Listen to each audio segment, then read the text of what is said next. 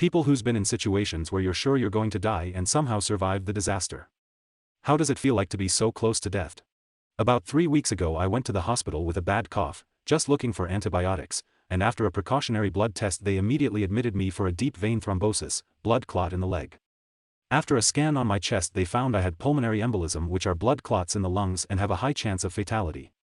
Within the hour I had been hooked up to a heart monitor, drip, and had about 20 wires coming off me.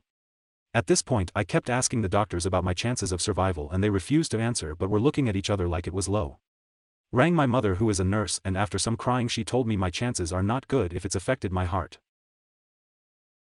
You do go through a moment where you are alone in the hospital bed asking yourself, am I ready to die? Have I lived a life I am proud of? Have I been the man I wanted to be? Have I done and seen everything I wanted to?